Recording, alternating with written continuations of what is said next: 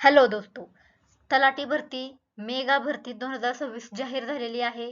तुम्ही सर्वांनी फॉर्मही भरले आहेत. पण त्याआधी आपल्याला अभ्यास करायचा आहे, जेणेकरून आपल्याला पद मिळणार आहे. यासोबतच हा व्हिडिओ तुम्हाला सर्वांना ग्रुप सी साठी पण उपयोगी ठरणार आहे. कारण अभ्यासक्रम तर एकच असणार आहे. फक्त तुम्ही अभ्यास करायचा आहे. आणि मी ह्या व्हिडिओमध्ये तलाठी भरतीचा 2023 चा प्रश्न पत्रिका घेऊन आलेली आहे. यामध्ये प्रश्न 1 ते प्रश्न 25 कव्हर करणार आहोत. चला आपण पहिल्यापासून सुरुवात करूया. पहिल्या प्रश्नापासून भारतीय राज्यघटनेच्या कोणत्या भागात मूलभूत अधिकारांचा समावेश करण्यात आला आहे? भाग 2, भाग 3, भाग 4 की भाग 5? कोणत्यामध्ये मूलभूत अधिकार दिसतात आपल्याला? तर भाग 3 मध्ये आपल्याला मूलभूत अधिकार पाहायला मिळतात. आता भाग 3 बरोबर आहे. पण कोणते कलम? कलम कुठले आहेत? तर 12 ते 35 यामध्ये आपल्याला मूलभूत अधिकार दिसणार आहेत. यामध्ये हे अधिकार नागरिकांच्या स्वातंत्र्य, समता आणि न्यायाचे संरक्षण करतात. लक्षात ठेवायचे मूलभूत अधिकार काय करतात? स्वातंत्र्य, समता आणि न्यायाचे संरक्षण करतात. यामधलंच एक कलम आहे, कलम 32. याविषयी डॉक्टर बाबासाहेब आंबेडकरांनी म्हटलं आहे, हे कलम राज्यघटनेचे हृदय आणि आत्मा आहे, असे आंबेडकरांनी कलम 32 ला म्हटलं आहे. आणि यावर खूप सारे प्रश्न आलेले आहेत. लक्षात ठेवायचे. आता पुढचं काय आहे? 44वी घटना दुरुस्ती झाली 1978 ला. कोणती?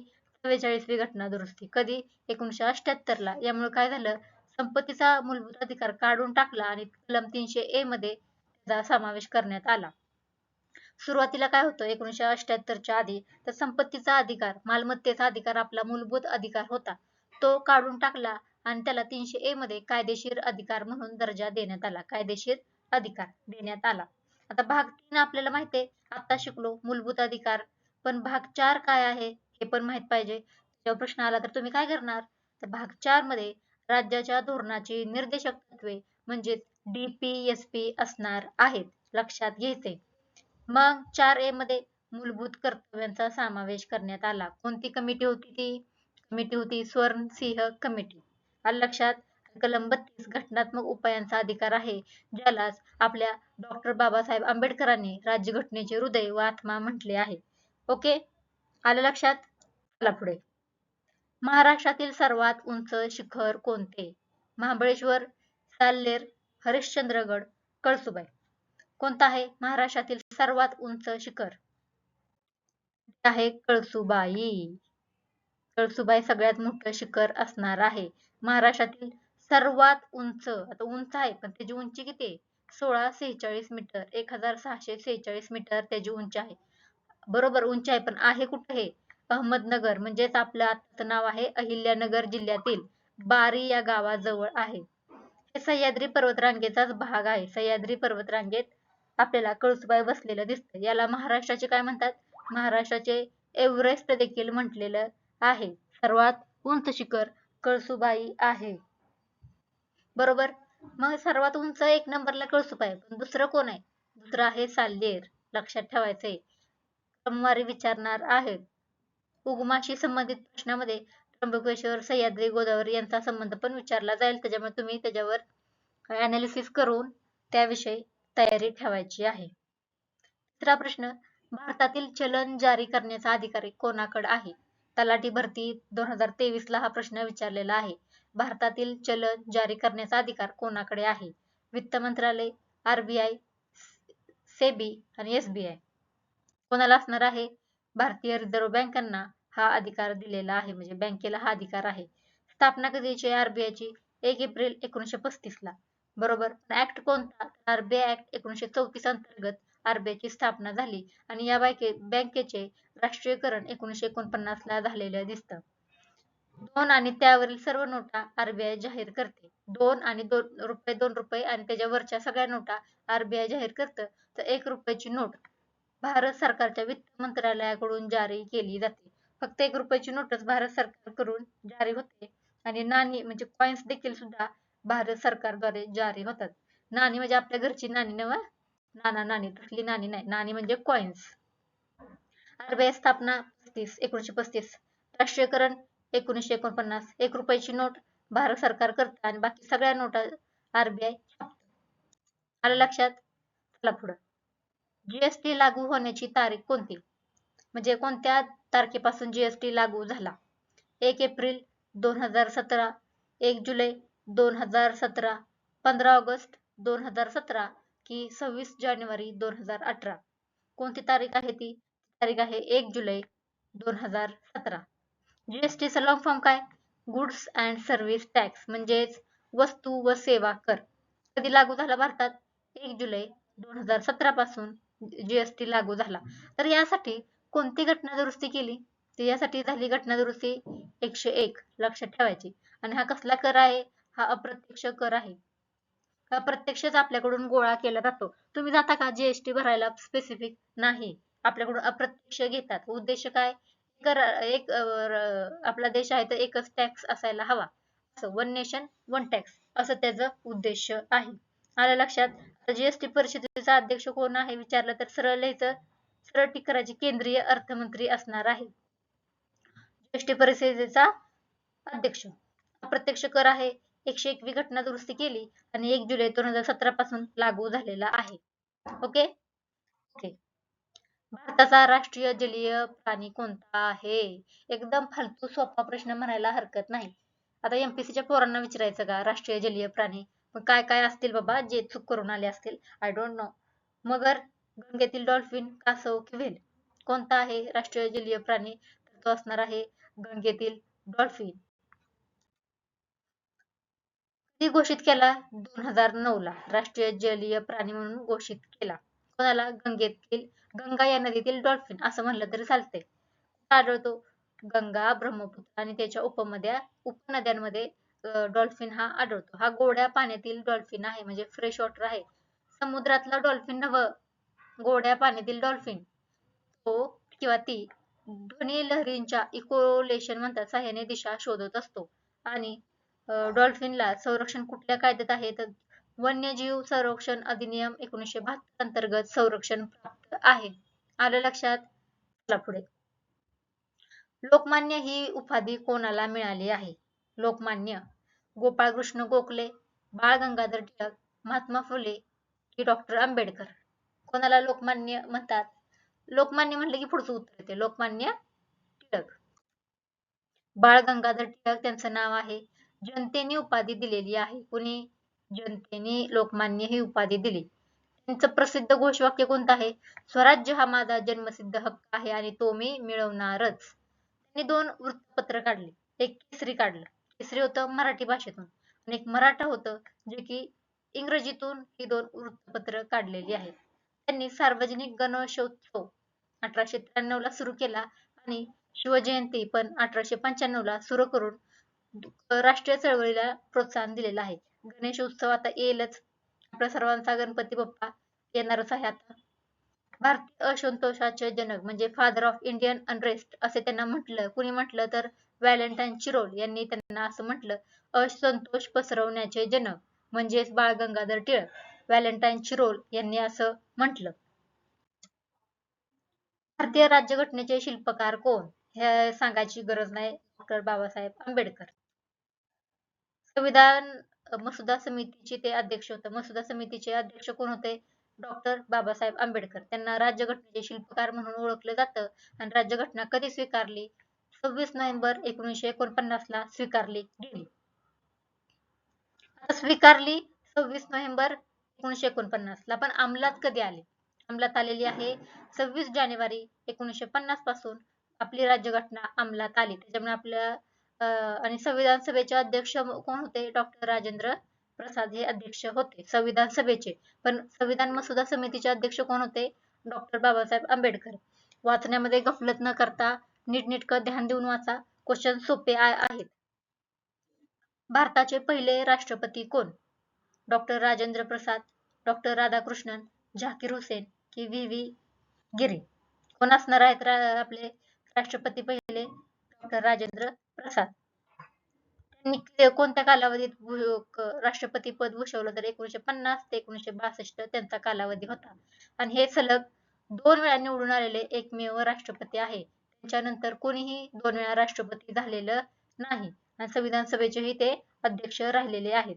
आता पहिले उपराष्ट्रपती कोण मग? पहिले उपराष्ट्रपती डॉक्टर एस राधाकृष्णन आहेत. पहिले पंतप्रधान जवाहरलाल नेहरू आहेत. राष्ट्रपती तुम्हाला आताच माहिती झाले, राजेंद्र प्रसाद. आलं लक्षात? चला पुढे. आता हे कम्प्युटरवर बेस क्वेश्चन आहेत पुढचे. 1-2 असणार आहेत. सीपीयू चे पूर्ण रूप काय, म्हणजे लॉंग फॉर्म काय आहे सीपीयू चा? Central process unit, central processing unit, computer processing unit, control processing unit. काय आहे सीपीयू चे पूर्ण नाव? Central processing unit. काय? Central processing unit. हे आपल्या हातातले मार्क्स असतात, सगळ्यांनी कम्प्युटरचे प्रश्न नीट करून जायचं. आता सीपीयू ला संगणकाचा मेंदू, ब्रेन ऑफ कम्प्युटर म्हणतात, म्हणजे याचं काम मोठं असणार आहे. संगणकातील सर्व गणितीय व तार्किक प्रक्रिया कोण करतं? सीपीयू करत असतो. सीपीयू चे 3 भाग पडतात. कोणतं? एएलयू म्हणजे arithmetic logic unit, CU control unit आणि रजिस्टर्स, हे 3 त्याचे भाग सीपीयू चे पडतात. सीपीयू चा वेग गिगाहर्ट्झ मध्ये मोजला जातो. ब्रेन ऑफ कम्प्युटर म्हणलं की सीपीयू लिहायचं. टेम्पररी मेमरी म्हणलं की रॅम लिहायचं. राम म्हणायचं नाही, RAM. Temporary memory RAM. Permanent memory म्हणलं की रोम. लक्षात ठेवा, प्रश्न येतात. आता एक्सेल मध्ये सूत्र कोणत्या चिन्हाने दाखवले जातं? एक्सेल मध्ये, एक्सेल तुम्ही लहानपणी शिकला असेल एमएससीआयटी मध्ये. त्यामध्ये एक्सेलचं सूत्र कोणतं आहे? तर आहे बरोबरच हे वाला दिसते बघ. प्रत्येक फॉर्म्युलाची सुरुवात ह्या बरोबरच्या चिन्हाने होत असते. फॉर्म्युला लिहायचा असेल तर हे बघा, इथं A1 प्लस B1 करायचं असेल तर त्याच्या आधी आपल्याला हे इक्वलचं चिन्ह द्यायचं असतं. बरोबर. कॉपी करायचं असेल तुम्हाला, एखादी वस्तू कॉपी करायची आणि दुसरीकडे लिहायची असेल, कॉपी करण्यासाठी सेंट्रल नाही, कंट्रोल प्लस सी दाबायचं, आणि पेस्ट करण्यासाठी कंट्रोल प्लस व्ही केलं की पेस्ट होतं. कट करण्यासाठी कंट्रोल प्लस एक्स करायचं आणि सेव्ह करण्यासाठी कंट्रोल प्लस एक्स दाबायचं. ह्यावर प्रश्न विचारलेले आहेत. हे शॉर्टकट कीज आहेत कम्प्युटरच्या. पुढचा प्रश्न जिओग्राफीचा. भारतातील सर्वात लांब नदी कोणती? गोदावरी, गंगा, कृष्णा, नर्मदा. कोणती आहे भारतातील सर्वात लांब नदी? ती आहे गंगा. आता आधी हा पेपर सीएस IBPS घेत होता तलाठीचा. आता हे तलाठी एक्झाम होणार आहे एमपीसी द्वारे. त्याच्यामुळे एवढे सोपे क्वेश्चन मला नाही वाटत पुढच्या वेळेला येतील. आताच्या एक्झाम मध्ये येतील. त्याच्यामुळे तयारी जोरदार सुरू ठेवायची आहे. मी तर PYQ आणि सराव प्रश्न घेऊन येतच आहे. त्यामुळे माझे पण व्हिडिओ बघत राहा, जेणेकरून तुम्हाला पोस्ट मिळवायला मदत होईल. आपण पुन्हा प्रश्नावर येऊया. गंगा नदी भारतातील सर्वात लांब नदी असून तिची लांबी 2525 लक्षात ठेवा, सोपे लक्षात ठेवायला. गंगेची लांबी किती? 2525. भारतातील सर्वात लांब नदी आहे. उगम कुठे होतो? गंगोत्री नदीतील गोमुख म्हणजे उत्तराखंड इथे उगम होतो. कोणत्या राज्यातून वाहते? उत्तराखंड, उत्तर प्रदेश, बिहार, झारखंड, पश्चिम बंगाल या राज्यातून वाहत बंगालच्या उपसागराला मिळते. पश्चिम बंगालमध्ये हुगळी या नावाने ओळखली जाते. कुठल्या उपसागराला मिळते? बंगालच्या उपसागराला गंगा नदी मिळते. आणि भारतातील सर्वात मोठे नदी खोरे पण रिव्हर बेसिन गंगेचे आहे. सर्वात लांब नदी गंगा. सर्वात लांब द्वीपकल्पीय नदी कुठली असेल तर गोदावरी. आणि उगम कुठे होतो गंगेचा? गोमुख, गंगोत्री हिमालयात. मुख म्हणजे कुठे जाऊन मिळते? बंगालच्या उपसागरात जाऊन मिळते. लक्षात घ्या. पंचायत राज व्यवस्था कोणत्या घटना दुरुस्तीने लागू झाली आहे? पंचायत राज व्यवस्था 42वी घटना दुरुस्ती, 44वी, 73वी की 74वी? पंचायत राज व्यवस्था कोणत्या? 73वी घटना दुरुस्ती झालेली आहे यासाठी. कोणती? 73वी. कधी झाली? 1992 ला. पंचायत राज व्यवस्थेला घटनात्मक दर्जा देण्यात आला. याद्वारे पंचायत राज व्यवस्थेला घटनात्मक दर्जा देण्यात आलेला आहे. म्हणजेच त्याचा उल्लेख संविधानात करण्यात आला आहे. संविधानात उल्लेख म्हणजेच घटनात्मक दर्जा. 73वी घटना दुरुस्ती 1992 ला. दुरुस्ती कधी झाली? 24 एप्रिल 1993 ला ही दुरुस्ती झालेली आहे. आणि मग भाग कोणता जोडण्यात आला? भाग 9. कोणत्या कलमात? कलम 243 ते 243 ओ मध्ये ही कलमे जोडून पंचायत राजला घटनात्मक दर्जा देण्यात आला. ग्रामसभा, ग्रामपंचायत, पंचायत समिती आणि जिल्हा परिषद यांना बळकटी देण्यात आली. महिलांसाठी आरक्षण 1/3 आरक्षण देण्यात आलं.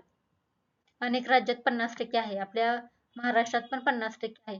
पंचायतीचा कार्यकाळ म्हणलं की 5 वर्ष लिहून यायचं किंवा टिक करायचं. 73वी घटना दुरुस्ती पंचायत राजसाठी केली.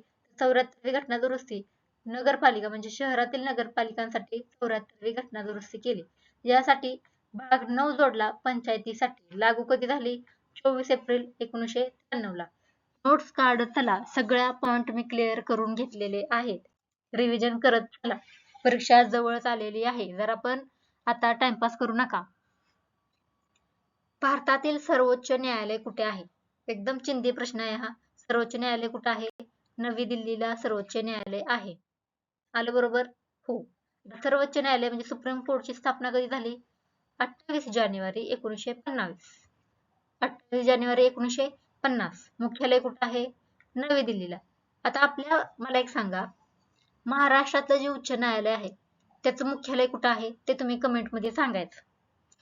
भारताचे चीफ जस्टिस म्हणजेच मुख्य न्यायाधीश हे सर्वोच्च न्यायालयाचे प्रमुख असतात. बरोबर. हे सर्वोच्च न्यायालय राज्यघटनेचे रक्षक असतात. कलम 124 सर्वोच्च न्यायालयाची तरतूद नमूद करते. कलम 124 म्हटलं की सर्वोच्च न्यायालय टिक करून यायचं. सर्वोच्च न्यायालयाला न्यायिक पुनर्विलोकन म्हणजे ज्युडिशियल रिव्ह्यू हा अधिकार आहे.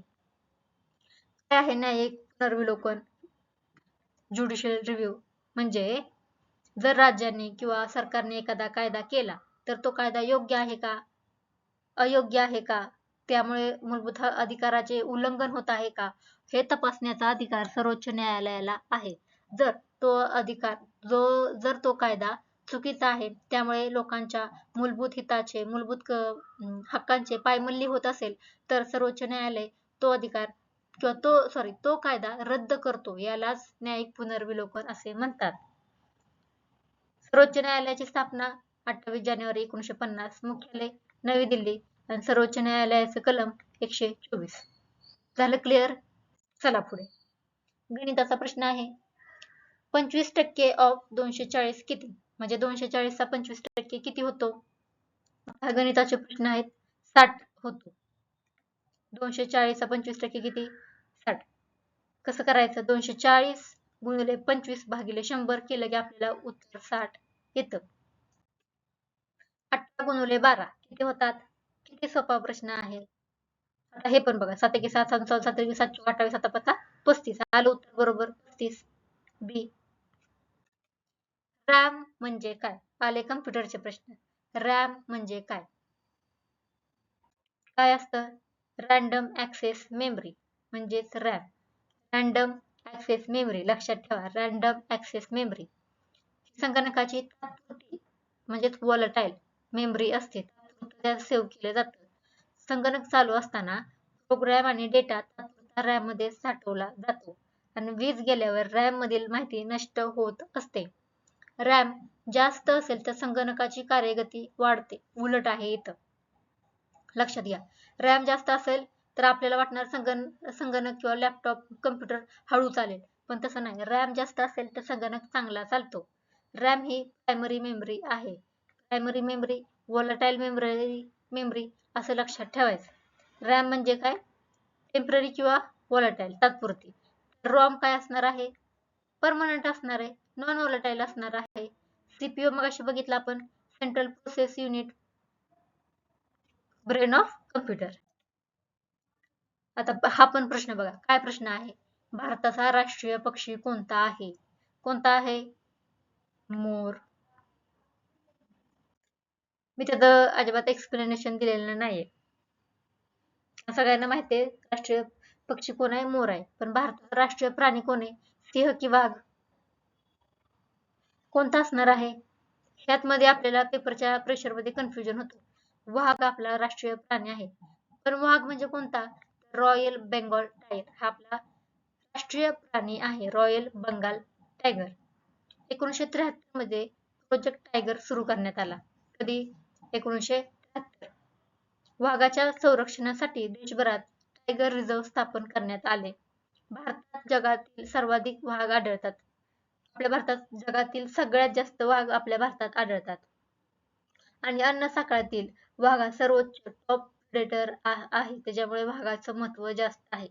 राष्ट्रीय प्राणी आपला वाघ. प्रोजेक्ट टायगर विचारलं तर 1973 आहे. राष्ट्रीय पक्षी तुम्हाला माहितच आहे, नात्रे मोरा नाच. महाराष्ट्रातील सर्वात लांब नदी कुठली? भारतातील सर्वात लांब पाहिली गंगा, पण आता महाराष्ट्रातील सर्वात लांब नदी कोणती ठरते? तर ती आहे गोदावरी. कोणती आहे? गोदावरी. महाराष्ट्रातील सर्वात लांब नदी गोदावरी, तिला दक्षिण गंगा पण म्हटलं जातं. उगम त्र्यंबकेश्वर नाशिकला होतो. लांबी सुमारे 1665 किलोमीटर आहे. गंगेची लांबी किती होती? किती होती? 25 लक्षात ठेवायचं. आणि गोदावरीची लांबी 1465. बरोबर. तर गोदावरी महाराष्ट्र, तेलंगणा, आंध्र प्रदेश या राज्यातून वाहून बंगालच्या उपसागराला मिळते. गंगा पण बंगालच्या उपसागराला मिळते. आता गोदावरीच्या प्रमुख उपनद्या कोणत्या आहेत? गौरा, पूर्णा, मांजरा, प्राणहिता, इंद्रावती, साबरी. ह्या प्रमुख नद्या तिच्या उपनद्या ठरणार आहेत. महाराष्ट्रातील सर्वात लांब नदी गोदावरी, उगम त्र्यंबकेश्वर, दक्षिण गंगा, गोदावरी. आलं लक्षात? चला. जय जवान जय किसान हा नारा कोणी दिला? कोणी दिला हा नारा? लाल बहादूर शास्त्री यांनी दिला होता. जय जवान जय किसान. दिला 1965च्या वेळेला भारत पाकिस्तान युद्ध चालू होतं. त्यावेळेस आपले पंतप्रधान कोण होते? लाल बहादूर शास्त्री हे आपले पंतप्रधान होते. उद्देश काय होता याच्या मागचा? देशाचे संरक्षण करणाऱ्या जवानांचा आणि अन्नदाता असणाऱ्या शेतकऱ्यांचा सन्मान ठेवण्यासाठी त्यांनी हा जय जवान जय किसान हा नारा दिला. नंतर अटल बिहारी वाजपेयी यांनी जय विज्ञान हे त्यात जोडलं. जय जवान जय किसान जय विज्ञान हे कुणी जोडलं? जय विज्ञान, अटल बिहारी वाजपेयी. तर नरेंद्र मोदी यांनी जय अनुसंधान हे पुढं भर घातली. जय जवान जय किसान जय विज्ञान आणि जय अनुसंधान ही भर मोदी यांनी घातलेली आहे. आलं लक्षात? चला पुढे. भारतातील पहिली महिला राज्यपाल कोण? प्रतिभा पाटील, सरोजिनी नायडू, इंदिरा गांधी की सुचेता कृपलानी. कोण आहेत आपल्या भारतातील पहिल्या महिला राज्यपाल? असणार आहेत सरोजिनी नायडू. कोण? सरोजिनी नायडू. स्वतंत्र भारतातील पहिल्या महिला राज्यपाल आहेत. स्वतंत्र भारतातील पहिल्या महिला राज्यपाल सरोजिनी नायडू. बर, राज्यपाल झाल्या पण कोणत्या राज्याच्या? उत्तर प्रदेशच्या राज्यपाल झाल्या होत्या. त्यांना भारताची बुलबुल, नायटिंगेल ऑफ इंडिया म्हणतात. भारताची बुलबुल कोणाला म्हणतात असं विचारलं तर सरोजिनी नायडू. लक्षात ठेवा. त्या एक कवयित्री होत्या, स्वतंत्र सैनिक होत्या आणि प्रभावी वक्त्या पण होत्या. भारतीय राष्ट्रीय काँग्रेसच्या पहिल्या भारतीय महिला अध्यक्षापैकी एक म्हणून त्यांचे योगदान ठरलेलं आहे. पहिली महिला राज्यपाल सरोजिनी नायडू. राज्य उत्तर प्रदेश. उपाधी काय त्यांची? भारताची बुलबुल असं त्यांना म्हटलं जातं. आलं लक्षात? चला पुढे. 144 चे वर्गमूळ किती? आता हा प्रश्न मी 7वीत होते तेव्हा आमच्या सरांनी विचारला होता आणि आता पुन्हा तलाठी भरतीला हा प्रश्न येतोय म्हणजे काय? पण बरं आहे, आपल्याला तेवढंच मार्क्स मिळतात. बेसिक पण यायला हवं. सगळे अवघड विचारलं तर कसं होईल? 144 चे वर्गमूळ किती? 12. 12 गुणिले 12 144. MS वर्ल्ड मध्ये कॉपीची शॉर्टकट कोणती? कॉपी करायला आपण काय वापरतो? Ctrl+C. Ctrl+V पेस्ट करायला, Ctrl+A करायला, Ctrl+A कशाला असतं? ऑल सेव्ह करायला आणि Ctrl+X कट करण्यासाठी असतं. बघा इथं सगळं दिलेलं आहे. अंडू करायचं असेल Ctrl+Z, रिडू करायचं असेल तर Ctrl+I. आपल्या सिरीज मधला शेवटचा प्रश्न असणार आहे 25वा प्रश्न. 1 ते 25 प्रश्न मी घेत आहे आणि 26 ते 50 प्रश्न मी उद्या किंवा परवा पण अपलोड करेन. तुम्ही फक्त अभ्यास करा, पोस्ट घ्या, बस. काय सांगतो प्रश्न? सांगत नाही, विचारतोय. सॉरी. महाराष्ट्राची राजधानी कोणती? काय प्रश्न आहे? महाराष्ट्राची राजधानी कोणती? पुणे, नागपूर, मुंबई, नाशिक. ऑब्विसली काय असणार आहे? मुंबई. मुंबई ही आपली राजधानी आहे. महाराष्ट्राची राजधानी मुंबई.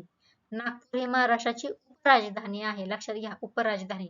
महाराष्ट्र राज्याची स्थापना 1 मे 1960 स्थापना झाली. आणि आपल्यासोबत गुजरातची पण स्थापना 1 मे 1960 झाली होती.